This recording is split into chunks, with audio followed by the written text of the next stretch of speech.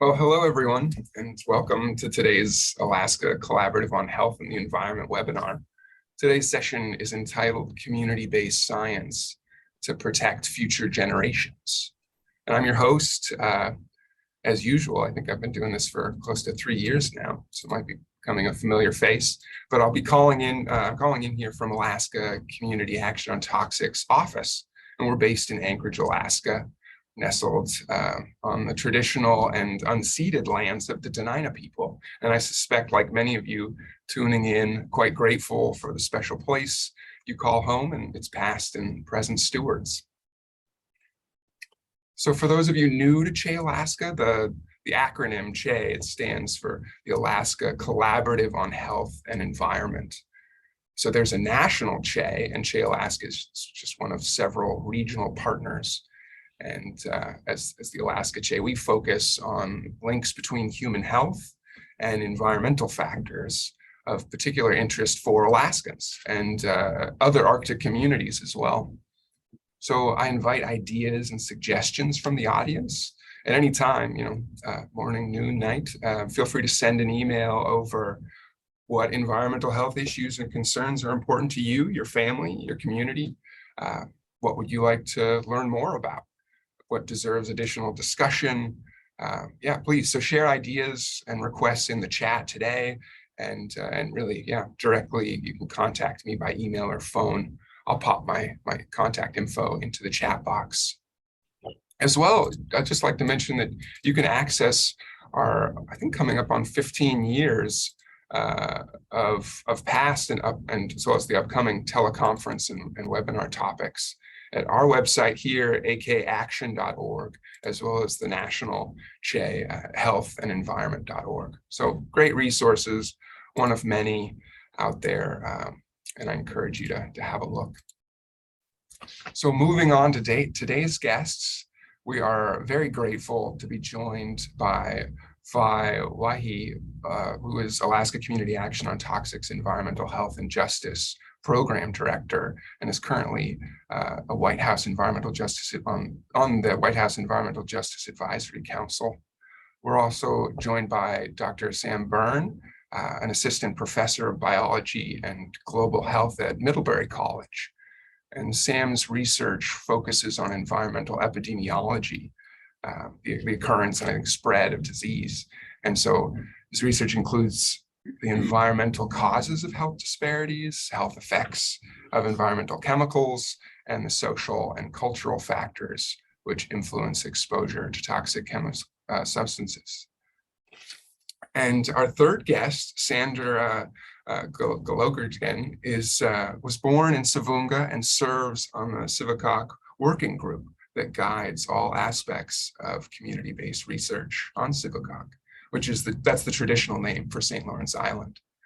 So to each of you, feel free to add to my rather brief introductions during our time together. And otherwise, I'll turn the mic over to you. Thank you. My name is Sivuqaq. I'm the daughter of the late John and Della Wari. I'm a Sivuqaq Yupik mother and grandmother. And my work is based out of Anchorage, Alaska, as Nick mentioned, on the Dena'ina peoples. The majority of the work I do is with our communities on Sivuqaq, as Nick mentioned, which is our traditional name for St. Lawrence Island. And I'm a native village Savoonga tribal citizen and a mother and grandmother. My husband and I live here in Anchorage. I've been here since October 1991.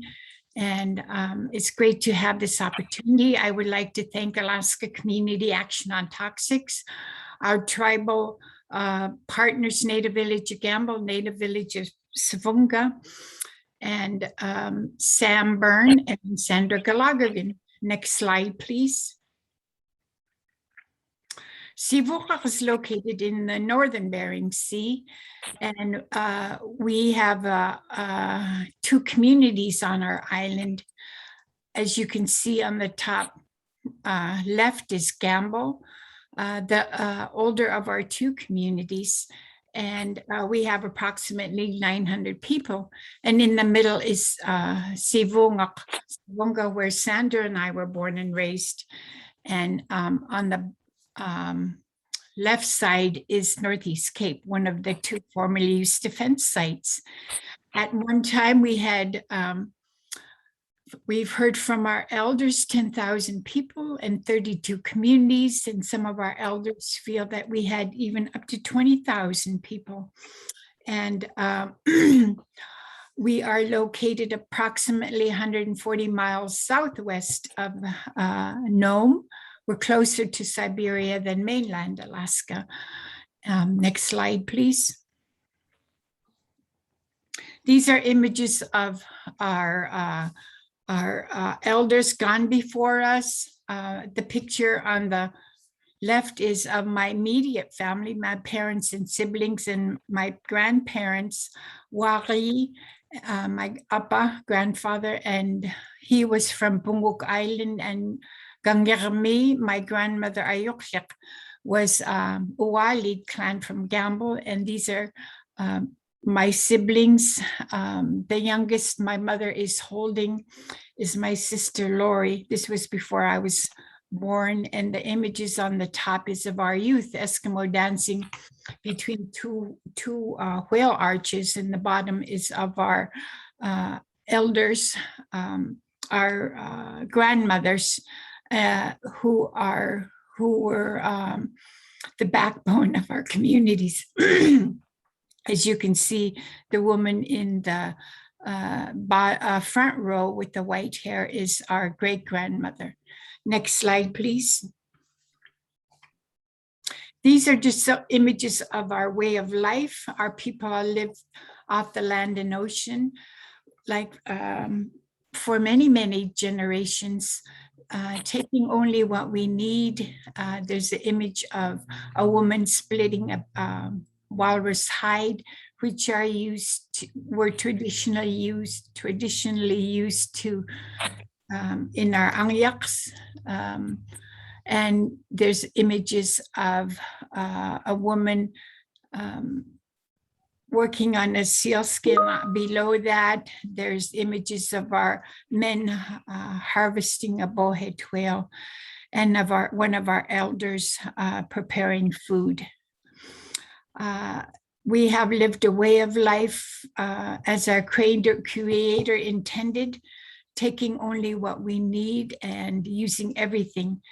Very humble and very rich life that have sustained our people and culture and traditions since time immemorial. Next slide.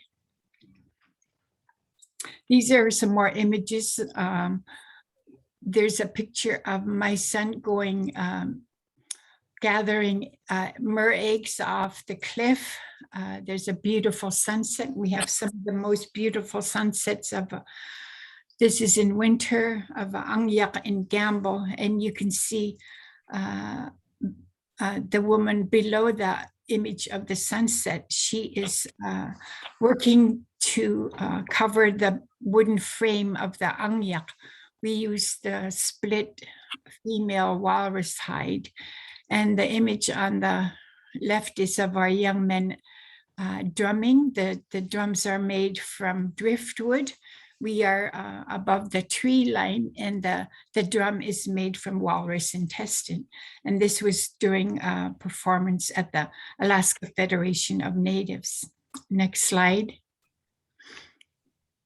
Indigenous people's knowledge is the foundation for our living in harmony today, and like it has for many, many people. And the 10,000 of us at one time, and approximately 1,800 people today. And our traditional ecological knowledge is the way of life intended by our Creator to live in harmony with our lands and waters and our environments. It is the foundation of our cultural beliefs. Foremost is the highest respect for our Creator and living as the Creator intended, as keepers of our Mother Earth, as stewards, caretakers, conservationists, and scientists. We have our own laws which protect our communities. This is a quote from Iyanga Delbert Pangawi, past president from native village of Savoonga. Another quote is from Merle Apasangak, who is our work group member from Gambell. And his quote is, "We have always been a vigilant people. Our community base enables us to be vigilant at the molecular level." So our partners, our academic partners, recognize the importance of our indigenous people's knowledge, which is on par with Western science or even greater. And it's so important that we use these in partnership as we work on a community-based project on our island. Next slide. And we have had a community-based participatory research project funded from the National Institute of Environmental Health Sciences since 2000. Because of our proximity to Russia, during the Cold War, the Air Force came and established 2 bases. And these are images of Northeast Cape, which was a pretty big installation, several hundred personnel. And when they left Northeast Cape in the mid-70s, they abandoned the base.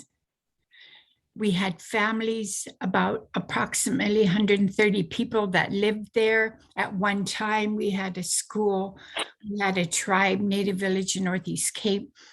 And now those communities are displaced. And our hope is to restore Northeast Cape, to reestablish the community. And we have identified PCBs, pesticides, heavy metals, solvents. There was also massive fuel spills. And we are committed and continue to sample in Northeast Cape and also do biomonitoring in our people, since we now know that our people have some of the highest PCBs that we attribute to local sources, in this case, the military contamination. And it has been very devastating. And this ecological grief that has caused by the military contamination include the river at Northeast Cape. Sivuqaq River used to have one of the most abundant fishing on our island.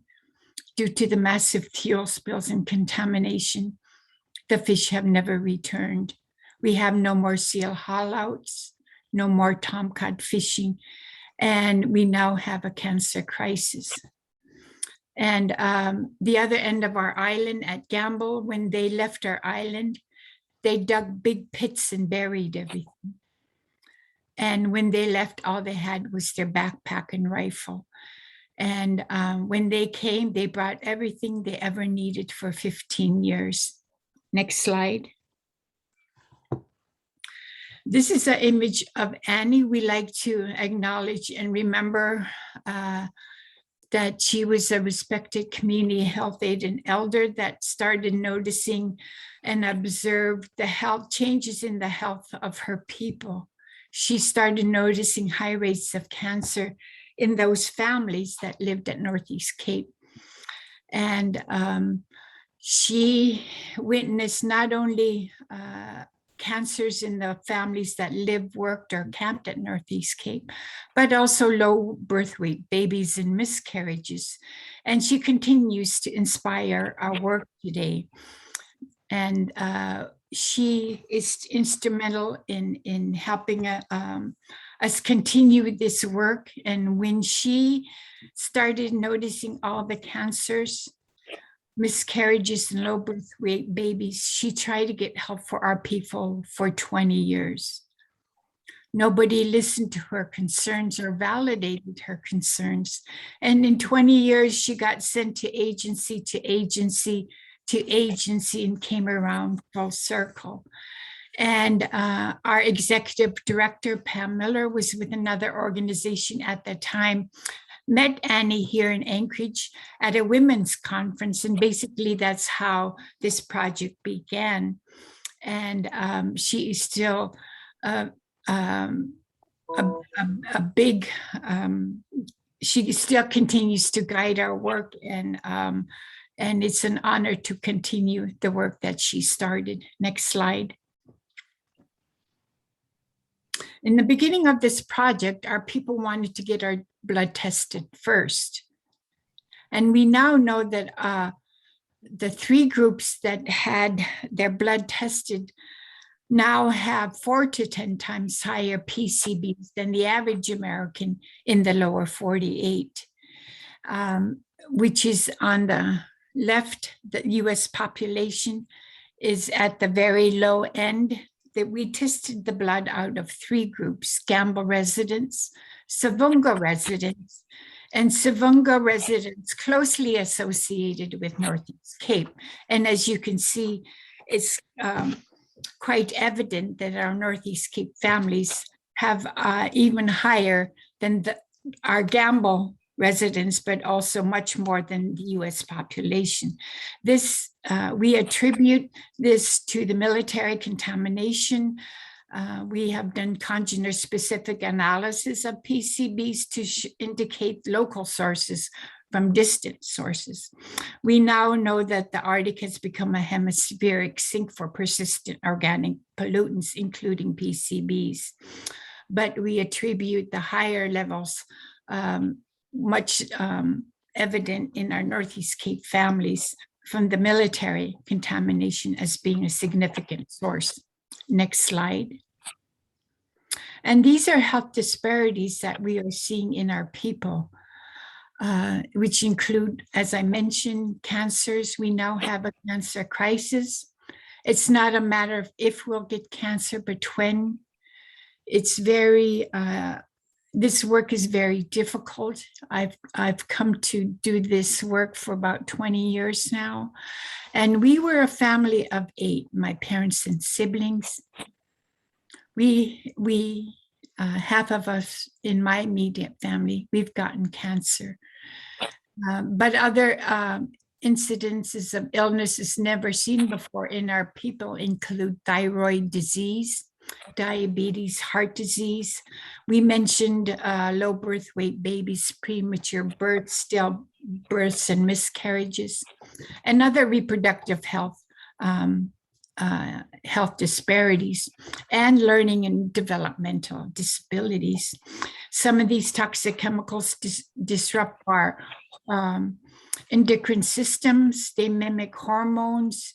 They have the ability to change our reproductive systems. They have, our concern now is of our children. How can we pass on our songs and dances, our creation stories and our languages, our traditions and cultures, if our children can't learn? And these are images at Northeast Cape. We have footage of hours and hours of interviews with elders who witnessed and occupied the military during their occupation. They came in the late 1940s till about the mid 70s. The image is of the elder is Eugene Tooley, who worked for the military for over 25 years. And in the middle is images of abandoned barrels. And we have footage of interviews from an elder in Gambell. His estimation of over 300,000 barrels that they punctured holes in Gambell on top of the community, the school, the playground, and some of the municipal buildings.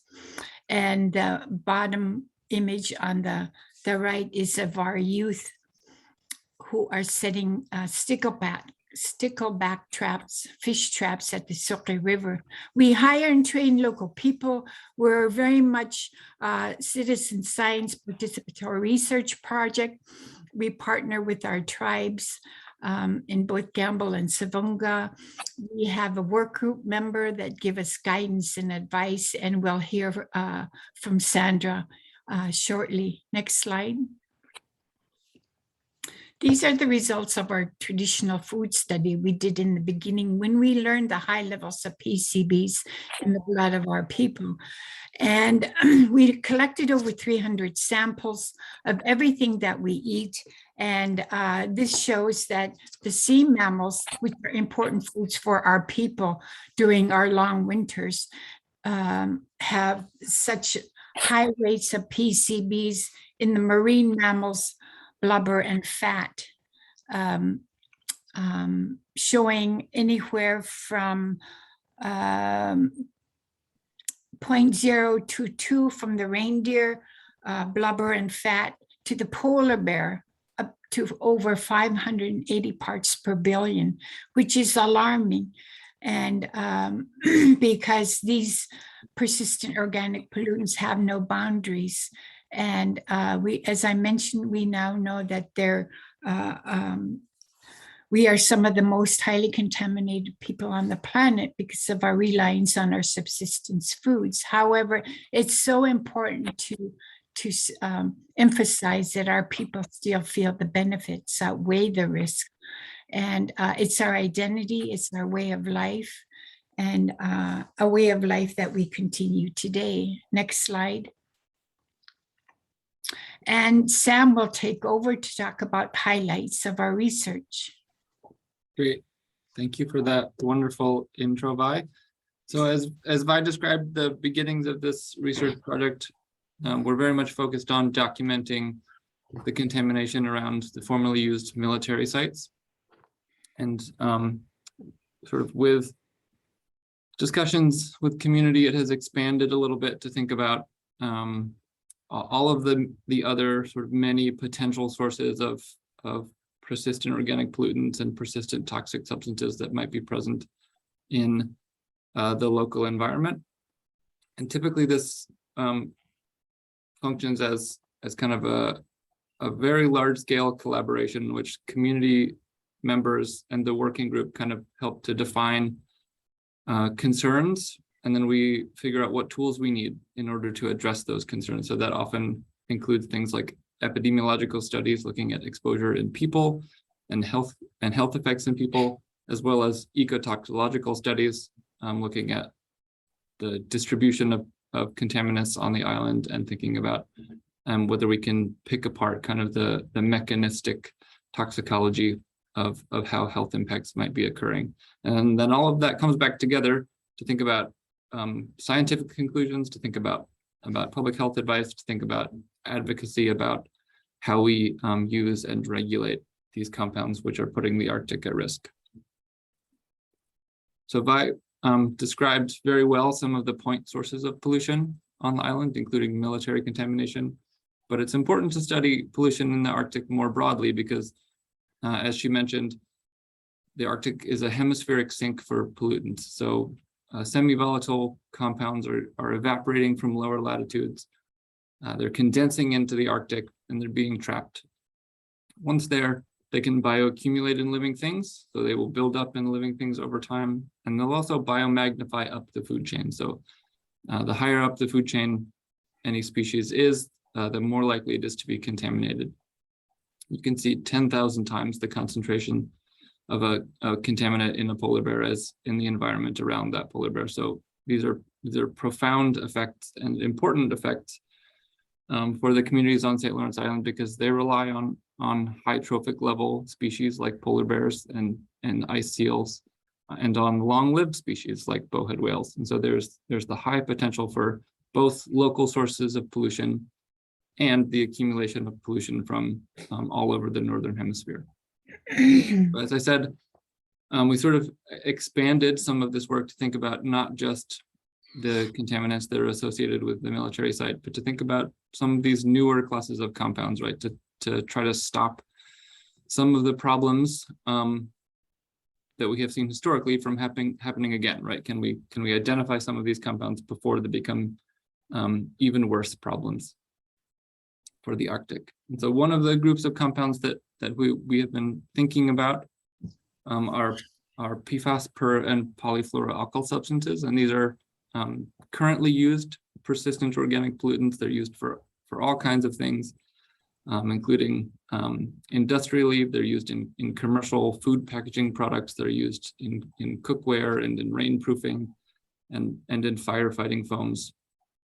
As I said, they're persistent and they bioaccumulate, and we know that they are present to some extent in the Arctic.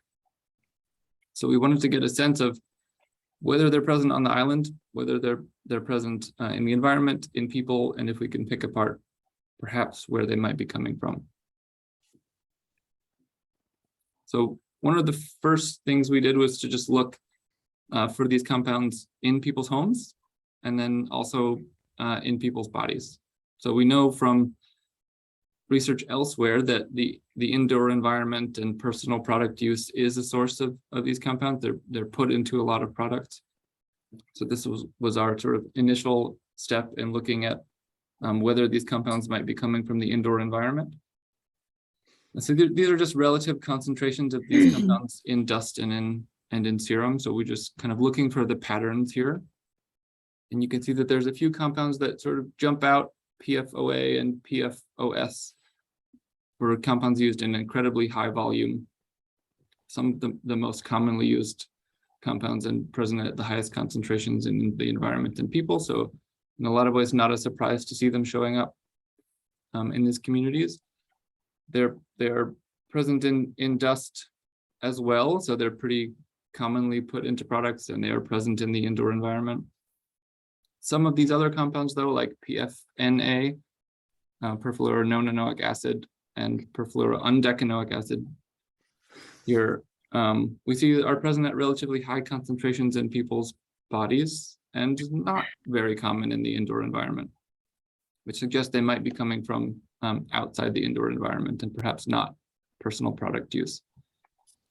This pattern of PFNA and PFUNA being present at high concentrations in living things in the Arctic is thought to be a marker of global distillation into the Arctic and then transformation of precursor compounds. So this might be an indication that these are coming from diet, from the sort of traditional lifestyle.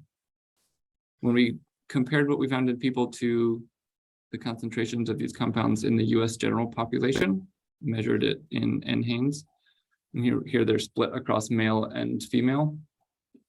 We saw that broadly the exposure levels to PFAS as a group were not substantially different than what we see in the lower 48 or the contiguous United States, with the exception of some of those compounds that have been kind of pre-identified as those that might be markers of exposure through Arctic traditional diet, and that includes PFNA and PFUNA. So in both males and females, we saw significantly higher concentrations of those kind of long chain and odd carbon length compounds, again suggesting that these might be coming from accumulation and dietary sources. We also wanted to get a sense of what was happening more broadly on the island, and one of the ways to do that was to use sentinel species. And so we've been using the 9-spine stickleback, which is basically just a little minnow endemic to the island and also the circumpolar Arctic.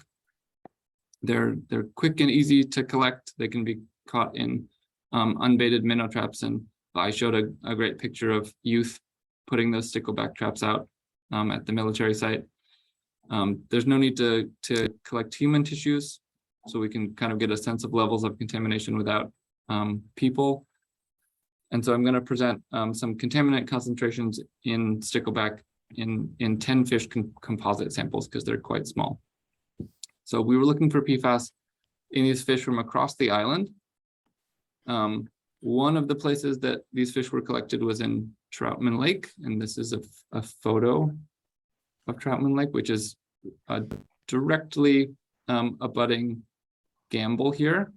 which is out on this gravel spit. And so when we compared the concentrations of these compounds in these different populations of fish from around the island, we saw that those that were collected in Troutman Lake had significantly higher concentrations of these compounds than those collected elsewhere. These concentrations are substantially higher than you would expect in stickleback given their trophic level. So these are much more akin to what you would see in a piscivorous fish, maybe even in a seal. And so they're sort of above what we would predict, and certainly above what we found in the reference sites, which were not sort of directly abutting the built environment of a village. Further work a few years later sort of revised that level of contamination down. But it does seem like there's a high degree of variability in the concentrations of these compounds in the fish in Troutman Lake, and that again might suggest a strong and localized point source of pollution that's impacting some fish more than others, but suggests that these compounds, in addition to coming from global sources, are also likely coming from local sources. And those might include the dump sites or landfills, wastewater. So all of the same sort of routes of PFAS emissions for the rest of the world also apply to places like Gambell and Savoonga. In addition, we wanted to look at the presence of these compounds in traditional foods. So that involves requesting traditional food samples from community members and having community members take and prepare those samples for analysis. When we did a small sort of pilot study of PFAS in these traditional food samples, we saw some data that we kind of expected, and that was if we look in sort of the bowhead whales all the way on the left, the presence of compounds like PFNA and PFUNA, these sort of markers for what we think is atmospheric deposition and accumulation in the Arctic. We also saw some things that we didn't expect, like shorter chain PFAS, like perfluorohexanoic acid and even perfluoropentanoic acid, which is a rather short chain compound to be accumulating. We also saw broadly that seals had higher concentrations overall and were more likely to accumulate a diversity of different PFAS. So some of this sort of initial pilot data made a lot of sense to us, that we were seeing long chain compounds accumulate. We were seeing greater diversity and concentration in higher trophic level species like seals. And we don't have a great explanation for the apparent accumulation of these shorter chain compounds, though we are to some extent testing tissues that are uncommonly tested. Often people look in blood or liver samples, and these are prepared traditional food samples. So we might be just getting sort of a different tissue distribution. So to summarize that much of the research, we're finding that these recent and currently used persistent organic pollutants are certainly present in Sivuqaq residents and in the local environment. The sources of these are likely diverse, including atmospheric deposition and global sources, as well as local sources. And that would include things like the indoor environment and personal product use, just the same as that would apply to the rest of the world. In returning these results and in thinking about the next step, community members made it really clear that thinking about the next generations and the impact of pollution on the next generations was important. And so one of the next projects that was designed was thinking about exposure to these both legacy and current use persistent organic pollutants in children. So what we were doing now, in fact, in about a month, is beginning to recruit and take blood samples and fingernail samples and house dust samples with a focus on childhood exposure and think about how these children are being exposed and what the consequences are for health. And the community made it really, really clear that the ongoing contamination of the military site is a concern. So we have lots of data that suggests that that military site is indeed an ongoing source of contamination. So here we just have PCB concentrations in Dollyvarden, which is a salmonid, a trout, if you will, collected at the Northeast Cape from within the Sivuqaq River and within a reference site. So these are fish that can be eaten, are eaten, are a food source, and so these are directly relevant to human health. So there's the data from the reference site, data from the downstream section of the Sivuqaq River, which is sort of in the estuary and is tidally influenced. Data from the input site, which is directly adjacent to the military site. And then the upstream section, which is just above that.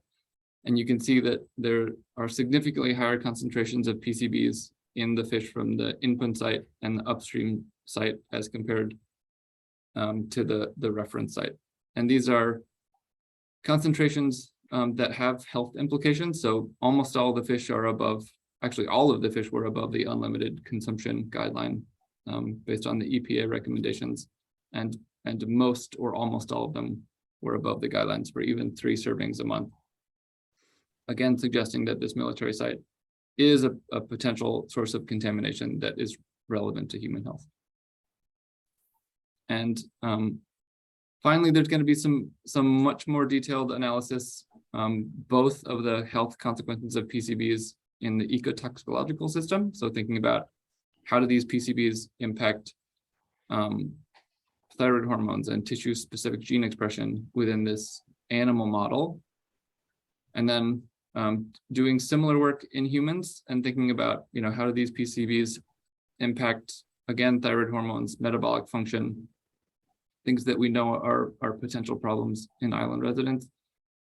And then think about if we can try to pick apart where these PCBs are coming from, and that will involve looking at airborne and dermal exposure while individuals are in proximity to the site. So can we detect PCBs coming off of the military site and getting into people either dermally through interaction with the site or inhalation, and then looking at sort of all source PCB concentrations in human serum, again, thinking about people who use the site as compared to people who don't frequently use the site. So that's kind of next steps and what we're hoping to accomplish. And I think Vi and Sandra are going to talk more about the sort of community perspectives about all of this work and sort of where we're headed. Thank you, Sam. It's so important that we partner with academic partners, and because we have to stand behind our scientists. And it's so important that we work together to protect our future generations. And we include not only our tribe and leadership, it's one of the few in the state, nation, or throughout the globe who work directly with communities who help design the research, what to look in as far as questions, whether it's in our lands and waters, our air, or in our bodies. And in the beginning, before I started, ACAT did intensive research to look for some of the most experienced and top leaders in this field, to foster relationships with our academic partners. As I mentioned, we hire and train community health researchers. And also, this is a right to know issue. Before I started this work, I had no idea of how we are being exposed without our consent in our homes, workplaces, and communities like ours, without our consent, because of where we live, because of the 2 formerly used defense sites. and also to build capacity and empowerment. And with that capacity building, I'd like to introduce Sivuqaq Sandra Gallagher. She is a native village Savoonga tribal citizen and Yupik mother and grandmother, and a work group member who give us guidance and advice on our community-based project.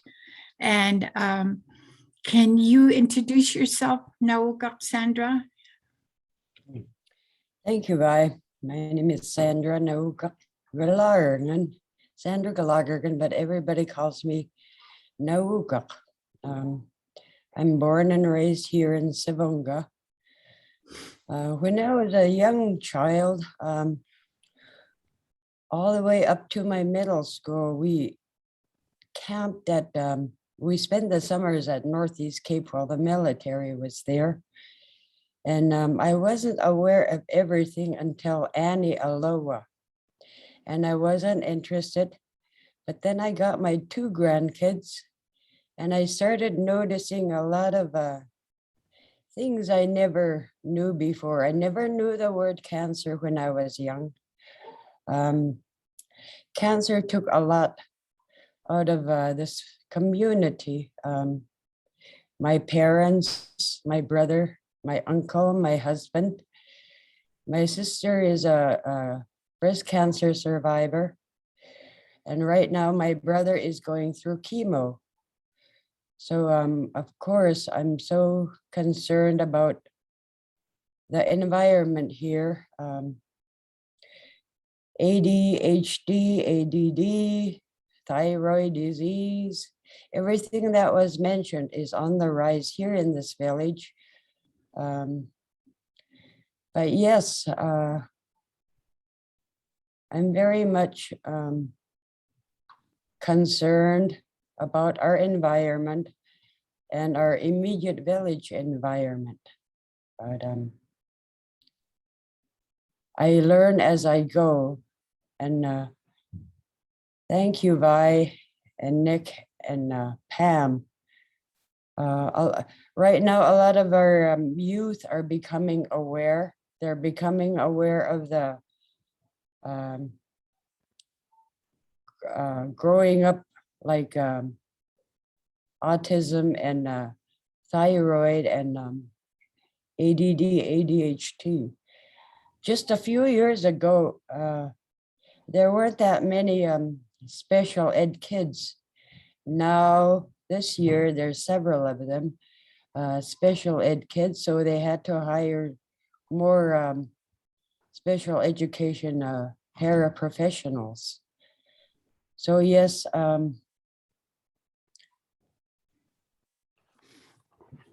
that's my introduction.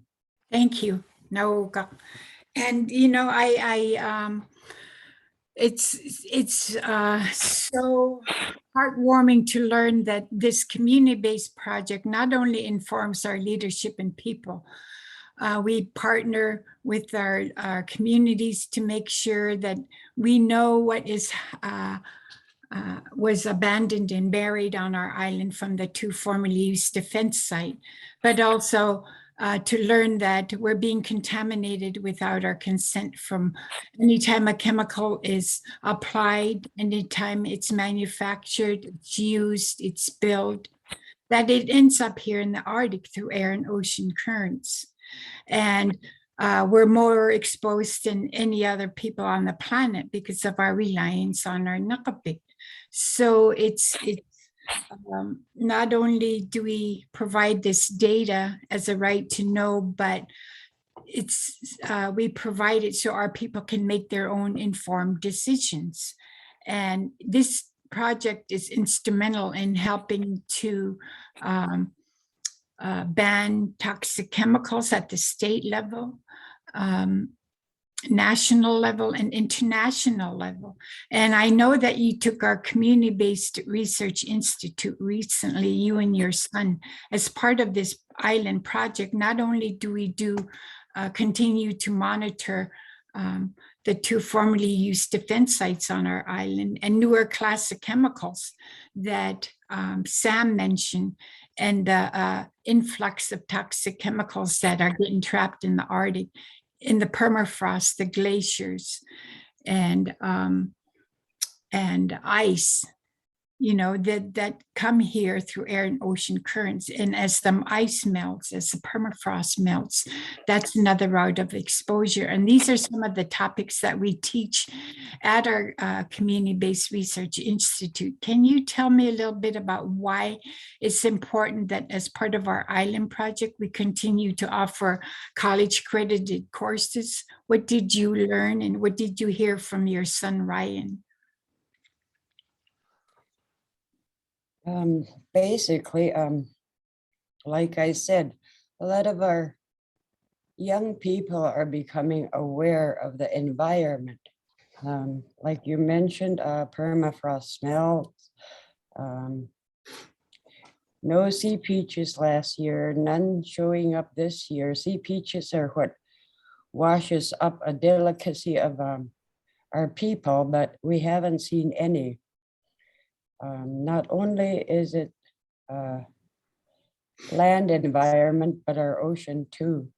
And yes, our young people more and more are becoming aware, but seems like they don't know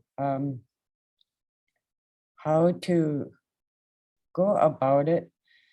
So my son, he talks to youth a lot. He works at the school. He works with a special needs child, but during his off times, he goes about talking to the youth, trying to recruit young people to get involved. He's still working on it, but a lot of our youth are shy. Everybody's shy. But I think once we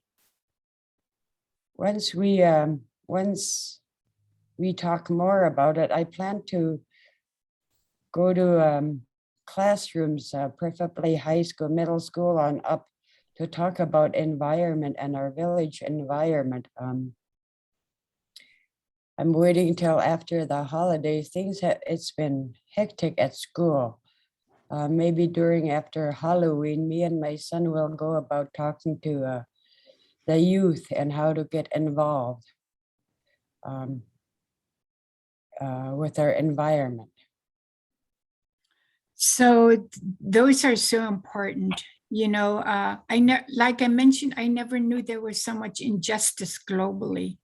Our basic human rights are being violated by military and industrial complexes. Our human right to food and subsistence, our human right to health, our human right to, as a mother, our wombs are our child's first environment. Our ability to conceive, our ability to carry our children. We do this work because we, as you mentioned, all the devastating cancer in your personal family, your immediate family, everybody on the island and throughout the region, because of where we live, that's one of the biggest concern we hear is about cancer. Illness is never seen before in our people. In the 1950s, we had one case of cancer. And now it's not a matter of if we'll get cancer, but when. And help is not coming fast enough for our generation. That's why we do this work. You're correct, our voice is our power. These multinational corporations are driven by greed and profit, who manufacture over 130,000 chemicals that are made and produced, and only a handful are ever tested for their safety before they're put on the market. So we get involved at the Stockholm Convention, which is an international treaty that's been ratified by 182 countries. And the US is not even a party to the convention. And as my role on the White House Environmental Justice Advisory Council, every opportunity I talk about how there is legacy military contamination harming the health and well-being of this, our communities, not only in Alaska. We have 700 formerly used defense site in the state, but 9,000 in the United States, and throughout the Pacific and throughout the globe, in Afghanistan, and military contamination, which they just abandoned. They did the same thing in Afghanistan like they did at Northeast Cape. So it's important that we work together. I'm so grateful for you and other elders and youth and current and former leadership who help guide us, give us advice. And the Stockholm Convention did a breast milk pilot study to see if breast milk of women throughout the globe was affecting the bodies of women. And they tested the blood of Inuit women in Canada, in the Northwestern Territories, thinking that they live so far away from where these chemicals are manufactured, and it was alarming. And they recognized that particular vulnerability of Arctic Indigenous people, the Stockholm Convention. And when we bring in Arctic Indigenous people delegation, we are instrumental in helping to ban toxic chemicals globally. And we use our voices, we share the story, we share our struggles and our victories. And this is at in front of the 2,000 delegates and of the Stockholm Convention, where we presented the PFAS some of the PFAS data. It was found in 98% of our reproductive age men and women, but also alarming that our children and grandchildren have a higher body burden of these flame retardants than adults. And the concern is, as I mentioned, our children's ability to learn.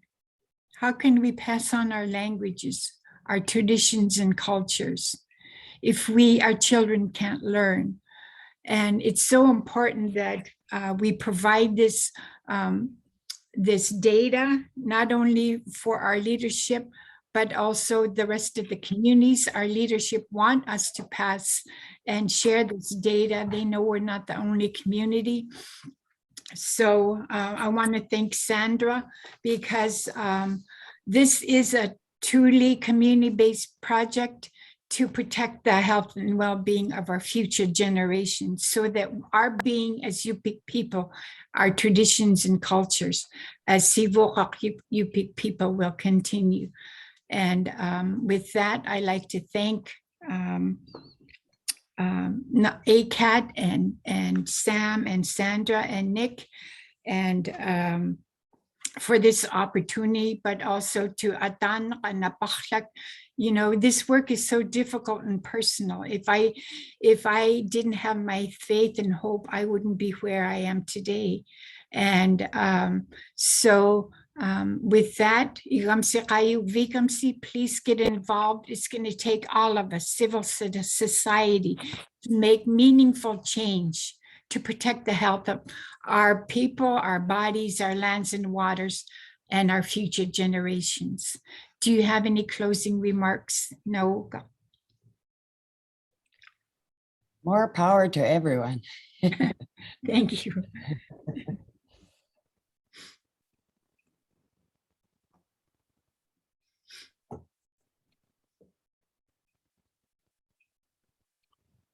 Well, thanks very much to all three of you for that excellent presentation. There's a few questions popping in here. I'm particularly impressed. 20 years. Wow, I'm curious what you owe to the longevity of this work, and I mean, in particular, I'm curious how the working group, what role they've played. And if you think it's how important of a piece that is for community-led research. The working group, as I mentioned, are elders who are well respected, our youth. We want to get more involved, You heard how Sandra's son, Ryan, he's taken our Summerfield Institute, which we offer as part of our island project. It's a week, 3.5 day college credited course on education on environmental health and justice, but also hands-on training. And our community and leadership and work group come up with what research to do. We don't have our own agenda. A lot of times people come to us as a last resort, like Annie did, after they exhausted all efforts to get help for themselves, their families, and communities. The current project began due to concerns from our parents and grandparents and our work group members about children's ability to learn. There was a time when we applied and sought funding for this, the concern of our children's test scores in the Bering Strait School District.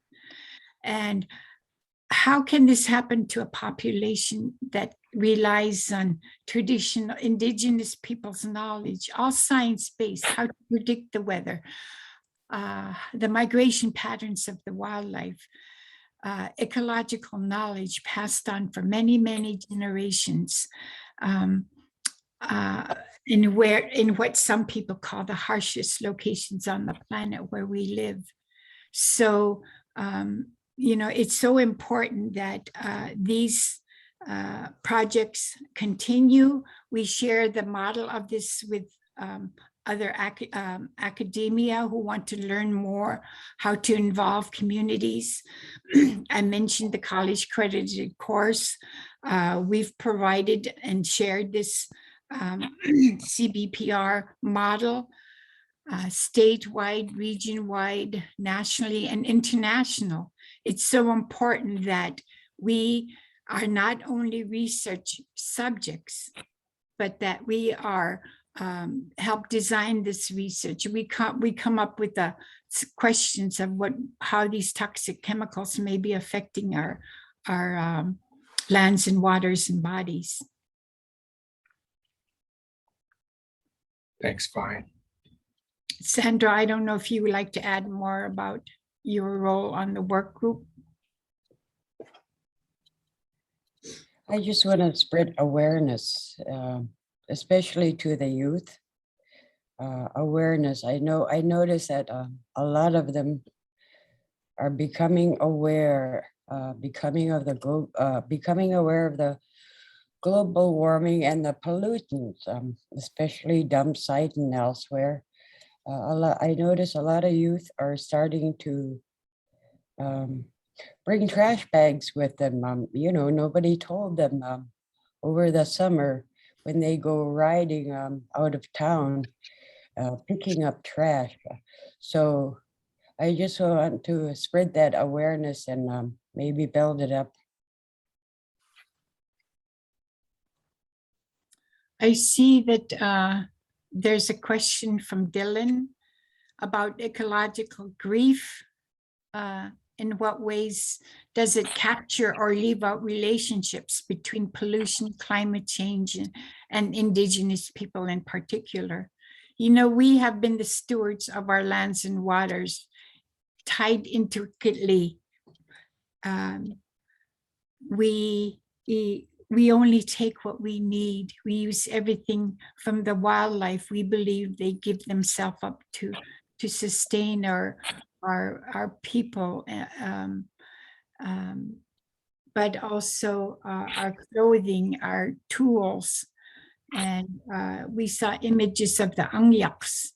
And, as we see changes from burdens we didn't create, including the military contamination abandoned and buried, the persistent organic pollutants that drive on our shores and lands and air and our backyards, and the pops that's being released even quicker as the ice melts. The changes we're seeing in our lands and waters, the grief that we feel from the devastating changes. We just had a major storm, the ice is not for the ice is polar ice cap hasn't come down in 50 years. Ice is forming later, much later, forming from shore. It's not stable. Since there's no ice on the shores, that's causing erosion. We're seeing more and more superstorms. It was so devastating to see images of the remnants of a typhoon that happened in the Norton Sound region. How ecological grief to the people who own cabins all along the coast from Nome to Elam to Unalakleet and to Hooper Bay. All these communities that rely on subsistence food, who set nets in the ocean and the rivers, who hunt for moose and caribou, who gather plants and berries, who put fish away for the long winters, who hunt seals and walrus. From these cabins and camps, the grief that they're feeling now because their livelihood has been disrupted by burdens we didn't create, these super storms we're seeing because of the so many changes what mankind is doing to the planet. Well, I'm going to have to stop you. We're here at 11 a.m. If you want to just wrap up that thought, we can. I know there's many interrelated aspects to these problems in the Arctic, and I really appreciate you sharing your perspective. And man, yeah, again, 20 years is an incredible effort, and it looks like people's comments coming into the chat keep going. I think is the message. But yeah, we have come to the end, and so to respect everyone's time, yeah, thanks to everyone who could join us today. And there'll be a recording up on ACAT's CHE-Alaska webpage at the end of today or tomorrow, and I'll send out a link to the recording to everybody who registered. Feel free to share that. And yeah, our next CHE-Alaska webinar, it'll be at the end of October, Wednesday, October 26th. Presentation on the impacts of mining on salmon populations and the ecosystems that support salmon and fish, with our guest, Dr. Christopher Sargent, who I believe graduated from UAF. He no longer lives in the state, but has a lot of experience working in Alaska and the Pacific Northwest. Yeah, again, thanks for everyone joining. If you have any additional questions or comments, feel free to reach out by email or phone, nick.r@akaction.org, and 907-222-7714 will get us here at the office.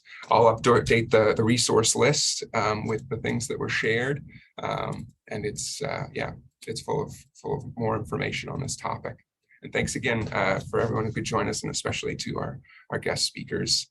I really appreciate it. And until next time, everyone, take care. Thank you.